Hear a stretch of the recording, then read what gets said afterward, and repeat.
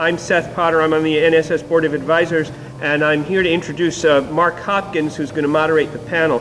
Mark Hopkins initiated the negotiations and conducted most of the L5 side of the discussions, which resulted in the merger of the National Space Institute and the L5 Society to form the National Space Society. Mark has degrees in economics from Caltech and Harvard and has written numerous space economics articles. He currently serves as NSS Senior Vice President and as the Senior Operating Officer of NSS.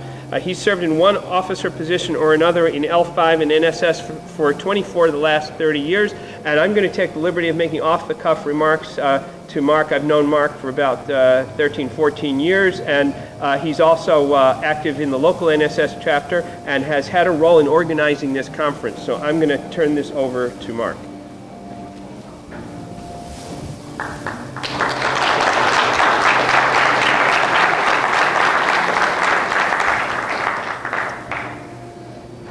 Well, welcome to the Space Settlement Summit.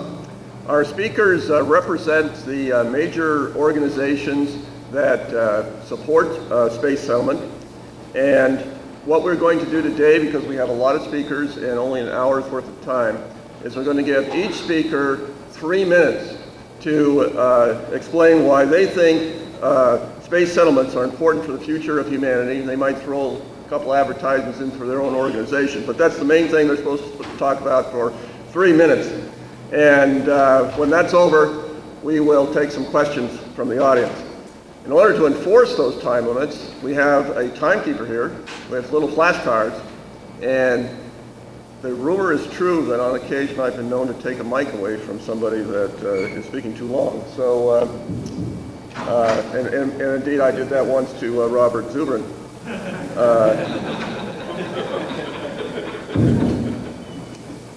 Which was a lot of fun. So with that, we will go to the first speaker, who is me. I represent the National Space Society at this talk today, and I'm also an economist by training. The National Space Society's major, only long-run goal is the promotion of space settlements. And since I am an economist by training, I'm going to take an economist type of viewpoint with my remarks. The vast majority of resources in the solar system are in space rather than on Earth. And to give a feel as to just how big the amount of resources in space are, I want to go along the following line. A lot of you are familiar with the concept of an orbital space settlement or the O'Neill space colonies. For those of you who are not, there are large cylinders like several miles long, a couple of miles wide. You put air on the inside, you spin them to give you artificial gravity on the inside of the cylindrical shell, and then you mold the inside of the cylindrical shell so as to gain land area, and you make like trees and forests and little rivers and towns and a very, very nice area to live on. Now, what does this have to do with resources? Okay, let's ask the question, how many of these space settlements could we build in terms of land area from the resources which are available in the asteroid belt, which are roughly the right composition? And the answer is we could have a land area from all these space colonies about 1,000 times the land surface area of the Earth, which is a very large number. If you extrapolate a little further in the future than I have already, and chew up the moons of the outer planets, you could increase that number by about a factor of 100. And if you go to the Oort cloud, which is a cloud of comets which orbits the sun beyond the orbit of Pluto, and use the material there, you could increase that by another factor of 10. So now you're talking about a land surface area increase of 1,000,000 times, and that gives you an idea of the material resources in space. But that's trivial compared to the energy resources in space. If you look at the amount of energy which comes off the sun, which we don't use now because it never hits the Earth, that's about 10 trillion, with a T, times the amount of energy that the human race uses currently. So why is this important? Simple. The United States enjoys a gross national product which is on per capita about 7 times that of the human race as a whole. poor people in the United States generally live a lot better than the average person. To increase the amount of economic activity to simply build this up to what it is in the United States today, not to mention population increase. In fact, we like to increase our own income, and we want to do something which is nice for the environment, means an increase in resources by a factor of 7. Where are we going to get that? I believe the answer lies in space. Now I get to introduce the next speaker. And that first speaker is going to be Dr. Lee Valentine. He is Executive Vice President of the Space Studies Institute. SSI was founded by Gerard K. O'Neill, the instigator of the most recent wave of space colony interest in the United States. And of course, later on we got to Bob Zubrin, who has a whole new spin on it. Anyway, SSI plans, interestingly enough, to publish a book from the proceedings, at least the space settlement-oriented proceedings of this conference, and I think you all might be interested in that. Dr. Valentine financed the Mass Driver 3, which was one of the more interesting projects of the Space Studies Institute, and he also financed the initial design of the Lunar Prospector probe. He's also a board member of ProSpace, another organization that supported the space settlements, and he has recently been a research leader in the efforts to develop a fully closed space life support system. Dr. Valentine.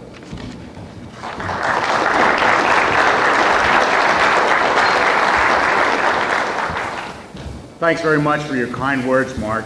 And I'm happy to be here with all my old friends. Some of them date back to the old L5 days. I'm here because I'm interested in the survival of humanity.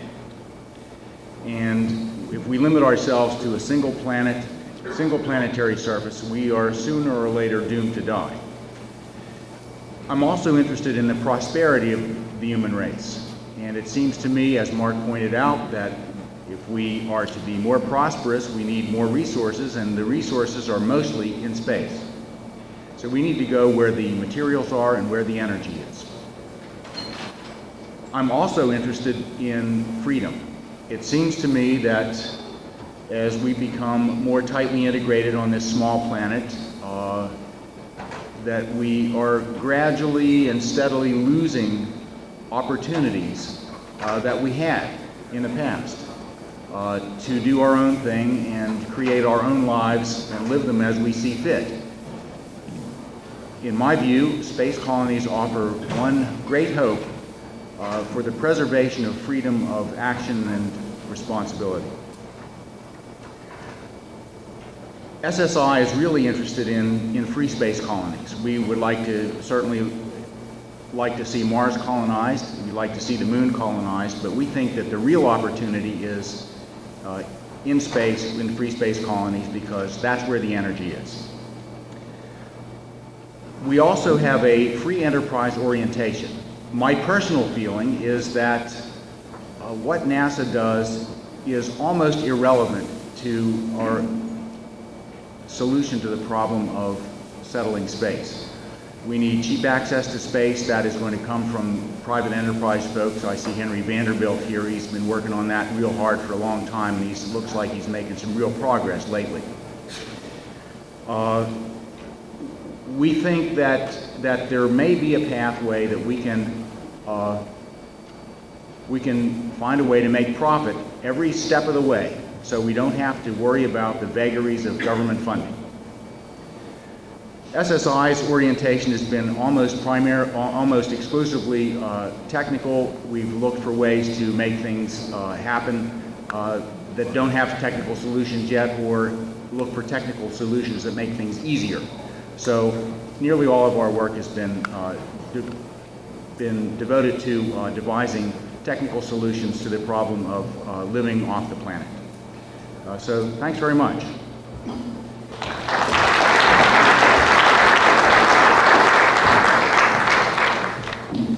It's my pleasure to introduce the next speaker, who's Dr. Robert Zubrin. He's currently president of the Mars Society. He's also president of his own firm, Pioneer Astronautics, an aerospace firm. He is a former engineer at Lockheed Martin. He developed the concept of Mars Direct, which involves greatly reducing the costs of Mars exploration and settlement by utilizing Martian resources to a substantial extent. And then that in turn greatly reduced all the NASA cost estimates of going to Mars because they said, gee, maybe this is a good idea.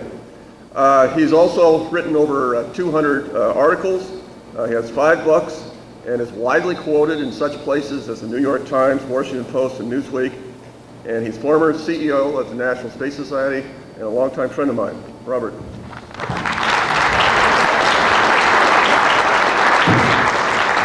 Okay.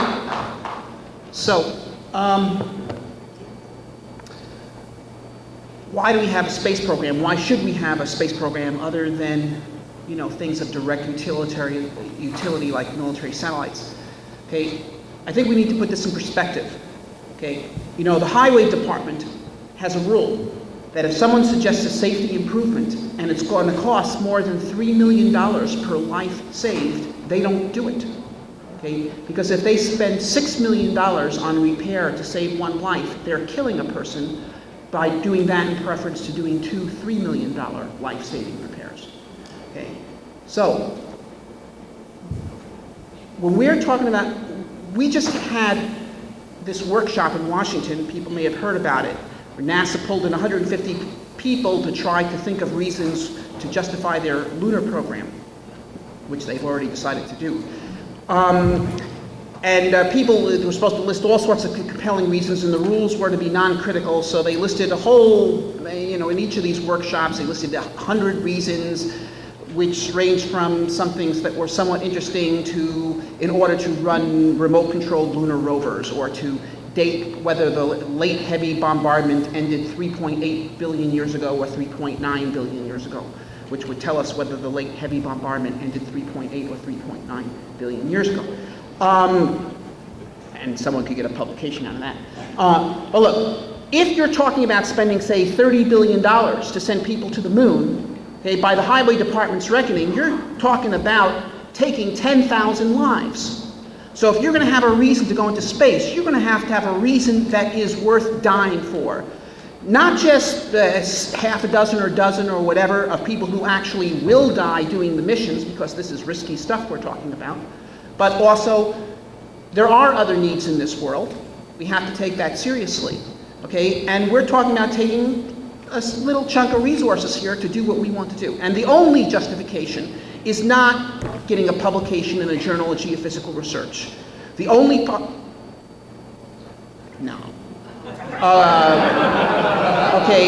is expanding human civilization, okay? And the only place where we can really do that is Mars. It's not the moon. Mars is the place that has the resources to support human settlement. Because Mars has got continental-sized regions where you have 60% water by weight in the soil, not parts per million in a few 40K craters at the pole. Mars has got carbon, where carbon-based life forms. Moon has parts per million carbon. Mars has nitrogen, the moon has almost none. Mars has got a 24-hour days of what you need to grow crops in natural sunlight. Mars has got a complex mineralogical history which has created concentrated mineral ore. Okay, for the coming age of exploration, Mars compares to the moon as North America compared to Greenland. Yes, it was easier to get to Greenland. Yes, Europeans reached Greenland first. Okay, but it was not a place where you could create a new branch of human civilization. Okay? And if our goal is to create new branches of human civilization in space, we got to forget about the fact that it's a little easier to go here than there. We got to look at where we really need to go to accomplish our goal. If you want to know more, I've explained it all in this book, The Case for Mars. After this session, okay, you buy them, I'll sign them. It's a win-win situation. All right. Our next speaker is going to be somebody that's quite different.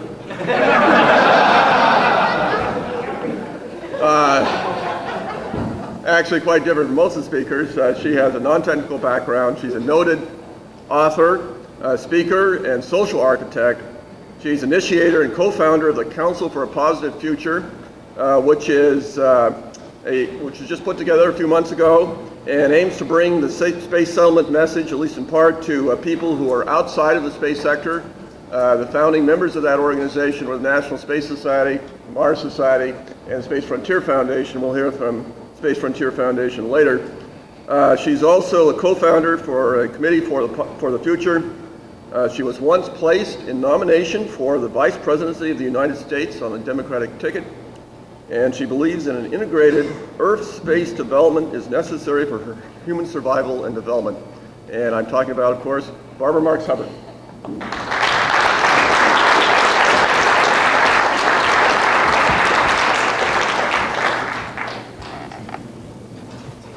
I think that planet Earth is going through an evolutionary phase change. And that phase change is one form of growth is being limited here on this planet. And in the very same decade that we landed on the moon, we became aware that we were one planetary body and we had to manage this whole system as a whole. And we opened up the solar system for the human species. I realized at that time, 30, 40 years ago, that what's really happening is planet Earth is giving birth to a universal species.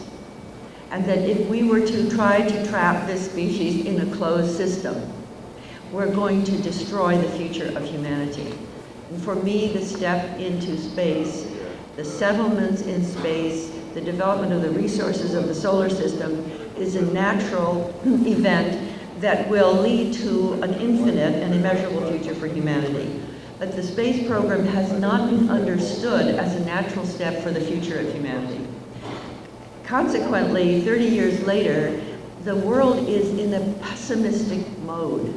It sees the end of growth. It sees the end of its viability. And the space program is over here unattached to the problem as the public sees it. So by a great deal of happenstance through Stephen Wolfe and Mark Hopkins and Robert Zubrin and others, we formed the Council for a Positive Future. And the purpose of the Council is to develop the cultural imperative for humanity's evolution into the solar system, settlements, Mars, colonies, resources. The whole thing is in the framework of the future of humanity. And in the 70s and recently, we have done some conferences that bring all sectors of society together to look at the impact of a long-range Earth-space goal.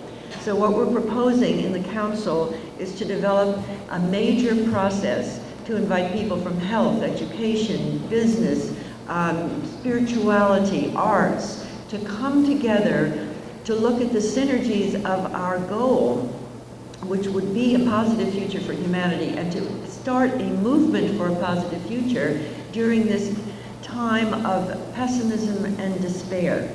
And so the Council for a Positive Future has just formed, and I want to say, if there's anybody here who's interested in talking about this, we're going to meet in the bar area right after this meeting.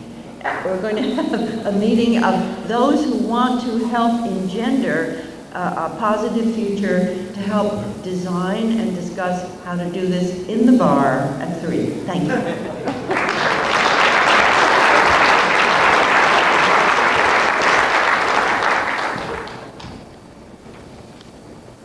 The next speaker is president of the Sunsat Energy Council. And the Sunsat Energy Council is a nonprofit which promotes the concept of solar power from space for use as electricity on the Earth. The potential in the terms of the total amount of electricity that could be obtained dwarfs our current energy problems. So it could be a big deal. There's a little issue of developing the developing the technology and developing it at a cost which is reasonable. But that's an engineering problem. The implications for space settlement are very large because if you have as much activity in space as we're talking about here, this would be dramatically more than in other scenarios. And when you have that kind of activity in space, the cost of everything, including settlement, goes down tremendously. This person has a 25-year career in NASA, which he left less than a year ago. Just before he left, he was leading an R&D project which spent about $800 million a year. And for many years, he led the effort at NASA to study solar power satellites. And I might add one thing, Bob Zubrin really doesn't like this particular concept, which explains why this speaker, John Mankins, is speaking after Bob.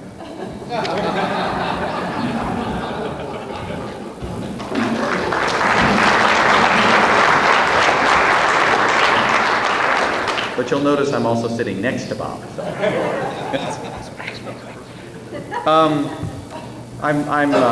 As was mentioned a moment ago by Mark, I'm the president these days of the Sunsat Energy Council. We are having a session on solar power satellites at 3 o'clock just next door if you wanted to swing by there on your way to the bar. I get in my ad early rather than at the end, just in case I get carded.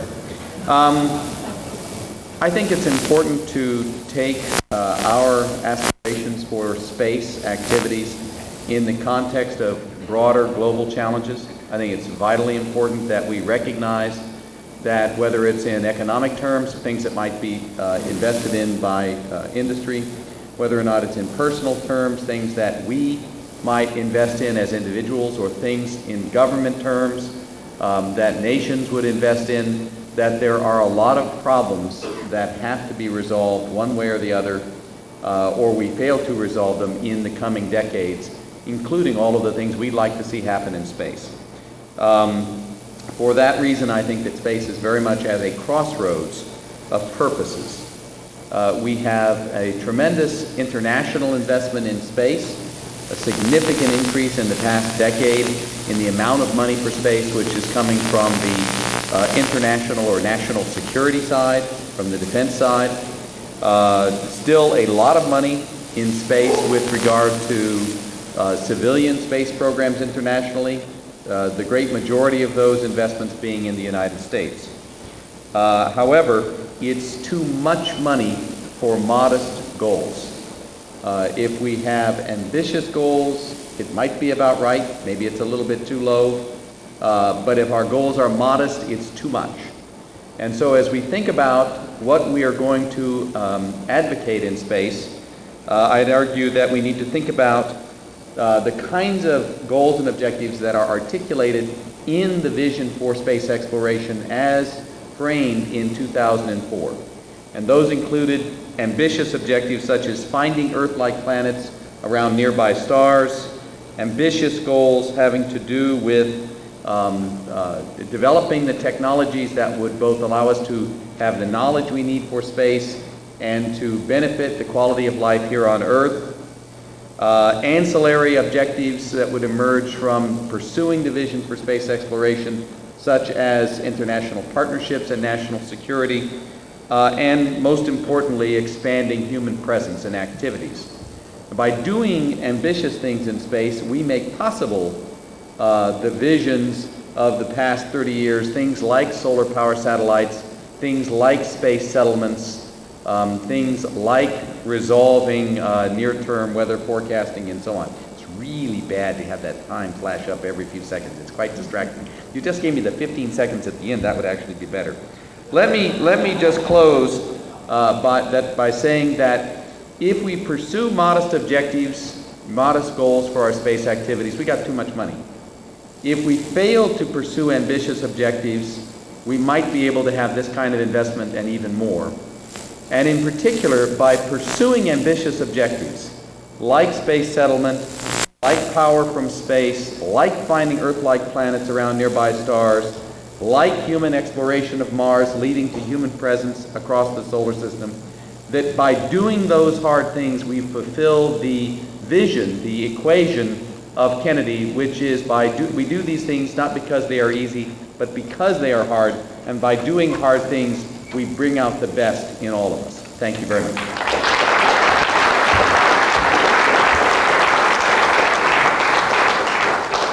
The next speaker is chairman of the Space Colonization Technical Committee of the American Institute of Aeronautics and Astronautics. And if there's anybody in the room that doesn't know what that organization is, it's the major professional organization for aerospace engineers in the country.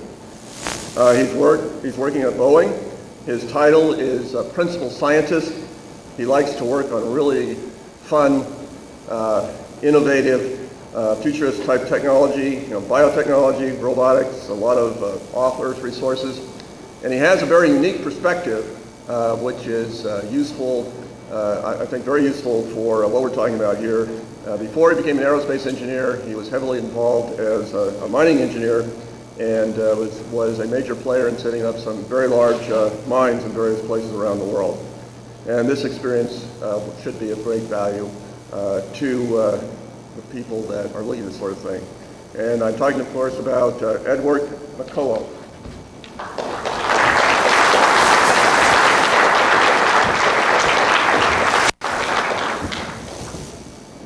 I have prepared notes.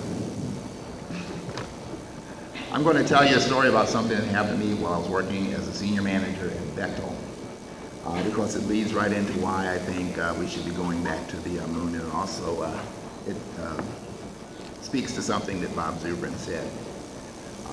I was a senior project manager starting up a silver mine in Candelaria, Nevada. It was owned by Arm & Hammer. Ran into this millwright. He's a pretty heavy-set guy, and he works on these giant machines that have nuts and bolts that have heads on them this big, and they have wrenches like that, with sledgehammers. And I find this really beautiful blue rock with these blue crystals in it. So I pick it up and said, gee, this must be really important. What is this? And he says, it's leverite. And I said, leverite? And he said, yeah, leverite where you found it, because it's not worth anything. And so, going to the moon to process things on the moon. If you take a look at processing things on Earth, we have mineralization processes on Earth. Hydrothermal mineralization is another one. And what they do is they concentrate things that are in very low concentration, and they put them into ore bodies where you can go dig them out and process things that might be even from 3 to 30% iron or some other mineral. But on the moon, we don't have those types of things. We do have those types of things on Mars. So it's easier to process things on Earth or Mars than it is on the moon, because the moon is covered with mostly 2 different types of things. It's either anorthites, which are calcium, aluminum, silicates, or it's basalts, which have iron in them, and titanium, and magnesium, calcium, silicate, and oxygen. So that means the moon is covered with leverite. So, processing leverite. In order to process those things to get the metals out, what you have to use are things that are on the right-hand side of the periodic table, things like chlorine, fluorine, iodine, etc. And they will actually take the silicon right out of those rocks and liberate all those metals. Now, we've actually gone and figured out how to do all those things. We've processed iron, silicon, etc. out of simulated lunar regolith. We now have the means to go to the moon to make vehicles to send 10,000 people to Mars at a time. And if you're interested in that, I can actually give you a briefing on how to build a vehicle like that. But the reason why I think we ought to go to the moon is because we have to reinstill the sense of wonder and engineering that we used to have. We can explore fascinating places. We can actually go engage engineering challenges, and we can get back to that same situation we had when the Apollo astronauts first landed on the moon. Everybody in the entire world stopped and looked at the moon, and everybody said, we did that. And so I think that going and doing this again is going to give everybody a chance to say we've really accomplished something that's very significant again. Thank you.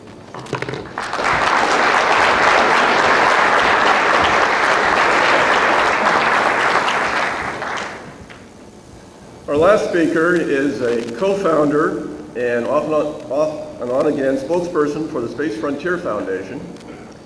He is the foundation supports a private enterprise route to space settlement.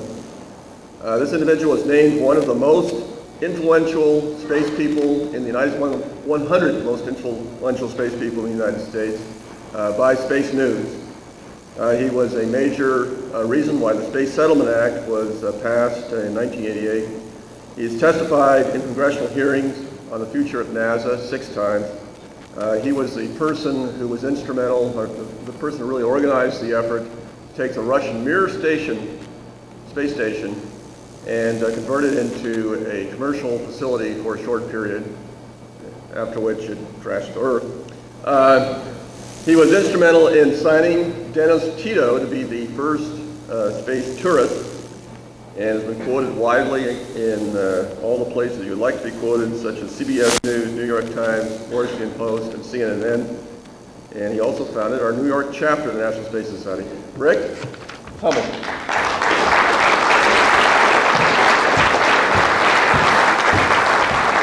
Thanks, Mark. I have a book too, Apogee, written by 28 of your friends. Bob Zubrin is wrong. Peter Diamandis is wrong. Von Braun was wrong. O'Neill was wrong. Freeman Dyson was wrong. Space tourism is not what it's about. Mars is not what it's about. The moon is not what it's about. Free enterprise is not what it's about. Sports and tourism is not what it's about. It is about all of the above. It is about reaching out into the unknown. It is about taking yourself and our society to that incredible place called the edge, where we are most alive, and going there, and living there, and turning ourselves into a species that expands beyond the earth. That is what it's about. And they are all right. Every one of them. And in space, and as we move off of this planet, every one of them will have the chance to realize their dreams if we do it right. How many of y'all believe in space settlement as a goal? Raise your hands. Interesting. What we have to do is get in tune with our own beliefs, folks, because we're wildly out of tune right now. How many of y'all support the NASA implementation of the President's vision for going into space right now? Okay, higher, don't be ashamed. Okay, now, be ashamed. Because it has nothing to do with human settlement. And what are you going to do when you leave this room? You're going to go cheerlead for that. Good. Don't. Call them on it. In that same meeting we had where Bob was, and our friend from AIAA, and several of us were there, NASA called these people together on their own time, on their own money, to give them advice on why we're going to the moon. 2 years after the program started, they're asking why we're going to the moon. Interesting. One of the groups, in fact, there were 7 groups. Everybody worked very hard for 3 days. Very diverse opinions. We had Europeans, we had people from India, we had people from all over the place. Commercial, we had people from Caterpillar there, things like that. Everybody got together and came out at the end and said basically this. In fact, this was the summary of the group that I was in. This boils down to NASA, do not ask a question that you are not ready to handle the answer for. And NASA is not ready to handle the answer. What was really interesting was some of the group leaders from NASA actually stood up and said, we've got it wrong. We've got to change what we're doing. It was amazing. It was brave, and I hope they still have their jobs. We have to take a stand. Everything begins with a decision, a clear decision. The decision to do something, the decision to align your life and activities with that decision to make it happen. We have not decided to settle space as a nation. Sustained presence isn't settlement. Exploration is not settlement. We have people in this conference that sat next to me and testifying in front of Congress and said only government employees should go into space. Go talk to them in a hall. Ask them why they say that. Try and convince them differently. When you leave this room, take your belief with you, act on your belief, and do not be satisfied until you have changed the culture to align with you. Thank you.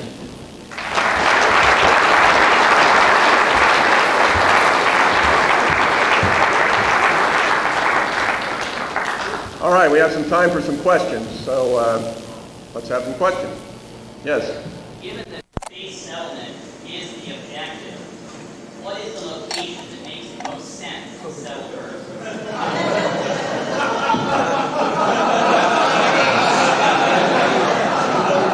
The National Space Society has wisely decided not to take a position on that issue. We feel that that will come out in the, it'll become more obvious as we go forward. However, some of the speakers up here have alternative views.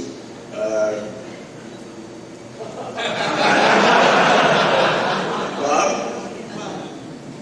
It is that. It is Mars. Use the microphone?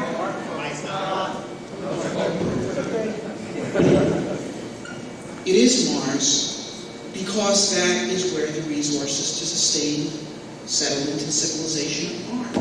Okay, it is a vastly richer environment than the moon or than asteroids in any way.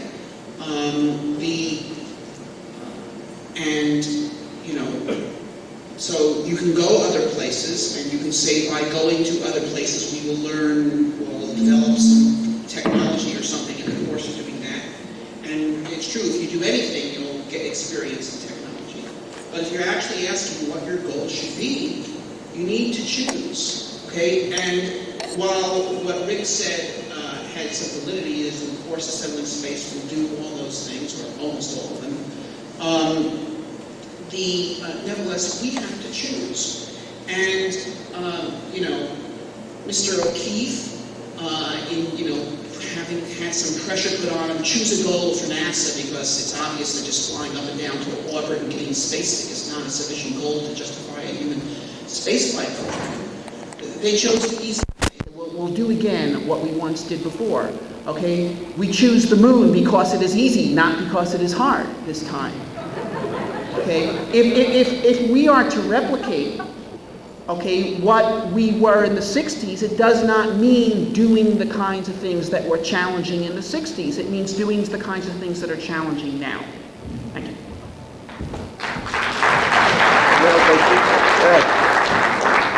Oh, you? Okay.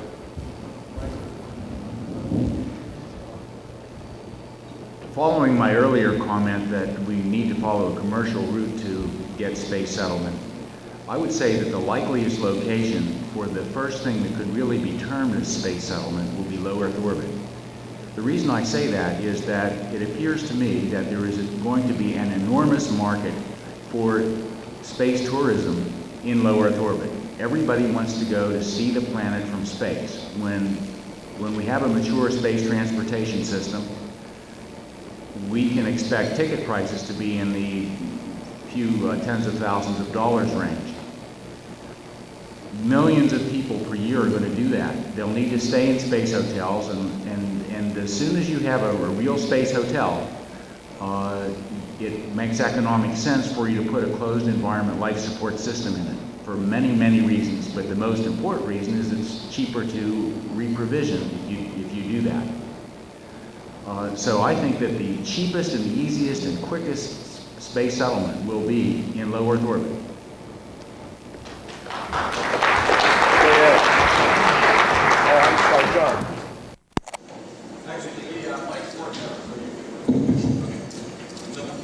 Mostly just to argue the case in between the Mars and low Earth orbit. I'll tip a hat in the direction of the moon. And argue that although the moon is lacking in a number of critical elements, nevertheless it represents an excellent cross-section.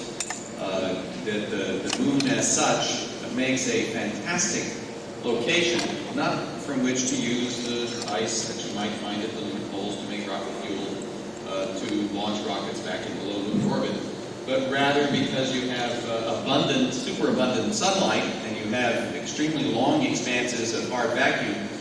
The moon represents a superb location for low acceleration electromagnetic launch.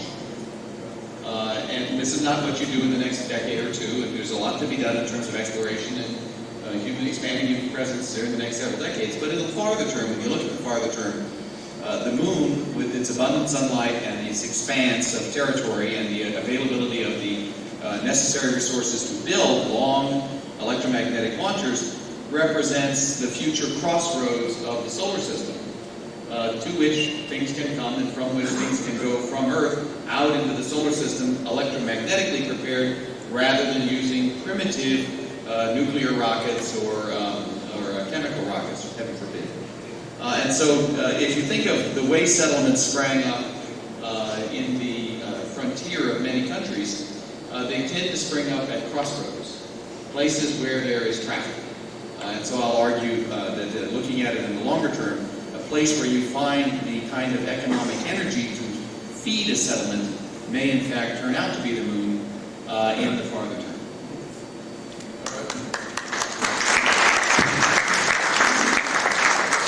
Let's go to another question, please. You can hit something else.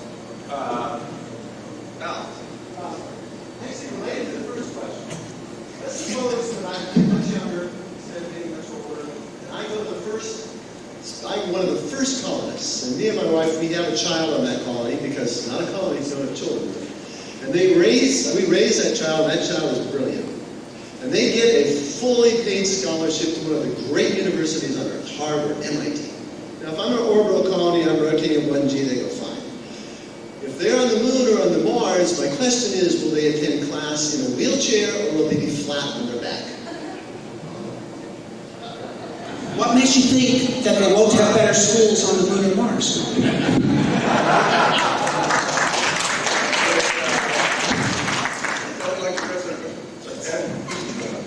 What you're talking about relates to physiology. It talks about what the effects of gravity are on animals, so to speak. You can buy over the counter right now a drug that will inhibit the osteoblast from eating bones away. But that's only one. Can you hear me? Children. Yes, but what I'm saying is those are problems that have to do with biology. Biology is having one or two breakthroughs a week these days. What we really need to do is go to the biologists and say, you guys are really smart, go figure out a way to fix this. And I think that they will. As I said, there are physiological reasons why we have bones. There are other reasons why the blood changes and other things. And by the time we're ready to go to do these colonies, they may have solved some of those problems. I think they will in the future. As the only biologist on the panel, I would like to say that I think we don't know the answer to your question yet, Al. We need to know the answer, and it shouldn't be difficult to get the answer. If we had the Japan experimental module with the centrifuge there, you could raise some rats in variable G environments, or various G environments, not variable G, and really see what happens to development, because the answer is we don't know. Next question. Yes. I'd like to ask a question of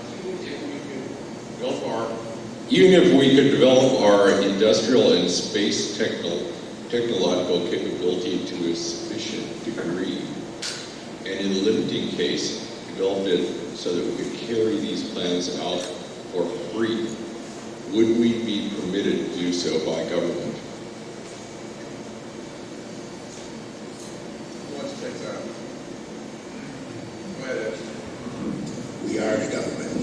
And what I mean by that is when we decide that we're going to be conservative and worry about taxes, then the government becomes conservative and worries about taxes. You know, a few decades ago, our grandparents were concerned about liberal ideas, and so the government. So if we want to do it, the government will let us do it. All right. Bill. We speak of solar power satellites. We never emphasize the environmental improvements they can make. Namely, all their heat rejection takes place off the planet. They only have heat losses in the transmission line that you would have anyway when you're down here. So if you have a Carnot cycle efficiency of, well, who knows, 40%, 60% of the energy loss which would normally drop inside the Earth's biosphere isn't there. The environment is going to be clamoring for these things. I don't see any emphasis on this environmental advantage at all. Since I'm the Sunsat guy, I will at least comment on your observation. Only to say that I think the observation is well taken. There have been, in fact, comments to the effect, well, you're going to beam all this extra energy to the Earth, that's going to heat the Earth up. And this is quite specious for the reasons that you cite, and also because you can essentially modify the albedo of the location where you're receiving the energy from space however you like, and in fact have a net reduction in the heating of the Earth net. But simply stated, the bigger factor is offsetting CO2 emissions. The thermodynamic efficiencies are interesting, but they're irrelevant compared to the long-term effects on global warming of greenhouse gases, which are a much more significant issue. So in looking at the future of energy, including power from space, power from coal, power from methane hydrates, whatever it is, you've got to look carefully at what are you doing to the atmosphere and its constituents. Yes. Just wondering, with respect to vision of space, with respect to the vision for space exploration, if you could identify one significant and near-term implementable change that could be made to realign NASA towards the goal of space settlement, just wondering what you would identify as that key change to be made. What they need to do is shut down the shuttle program and move the money over to supporting Moon Mars. Okay, that's what needs to be done. And if that is not done, what you're going to have on January 21st, 2009 is a vision for space exploration that is still pretty much just all talk, and a new president who's not necessarily committed to this vision, and all bets are off.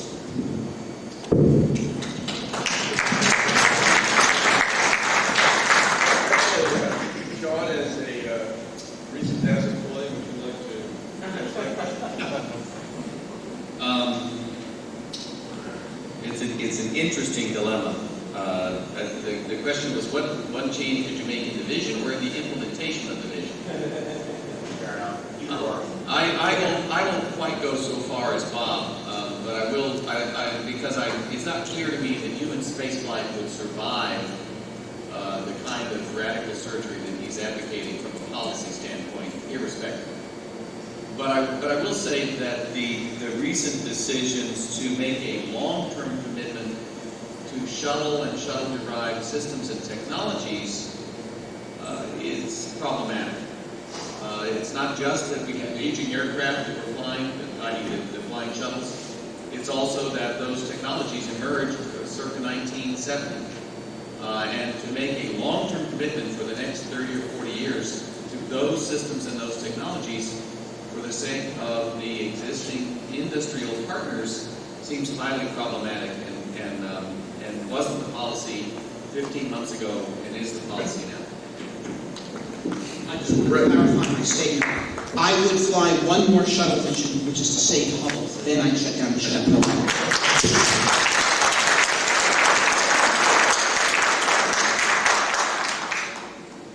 This also goes back to the very first question. It isn't where you go, it's why you go. If there were one major change you would make the change in why we're doing it. If you're going to play, i.e. explore, do the play of nations, be big and bad, you do one kind of thing. If you're going to stay, it drives all the decisions. At that point, you don't go to Morton Thayer Call and buy a rocket. Okay, you buy rights and you create an industry and you incentivize the Berg-Rutans and you help the tourism industry grow. You create technologies to do in situ resource utilization like Bob wants to do on Mars. So you can get methane and convert it into propellants. It changes all of your decisions if you decide to stay. Until that top level decision is made, we're playing around the edges. We're going to be pushing something that's going to self-correct back to where it's been told to go. That's what we have to change. Okay, we got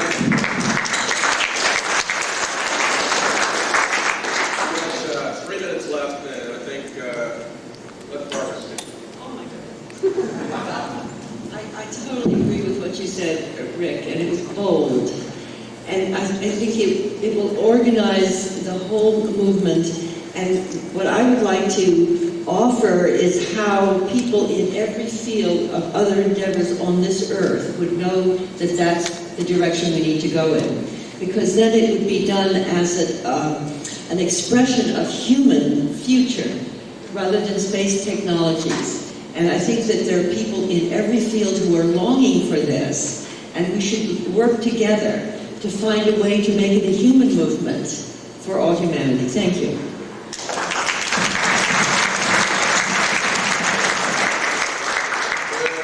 One more question from our timekeeper because he deserved it. That's what I'm saying. There's an old saying about when you live on Earth, all your eggs are in one basket. And I'm hearing all these different visions. If we take any one of these visions, we're putting all our eggs in one basket again. I think we should do all of these things, spread it out, and then we can. One of them may bear fruit instead of just trying to put all our money on one little thing. All on Mars, all on the moon, all on the corporate thing. We should try them all. And I don't think I haven't heard anything on this committee that we're thinking far enough out in time and space to get out there. I think we're short term and we're still too close to the mundane world we live in, even on Mars. All right, let's have a hand for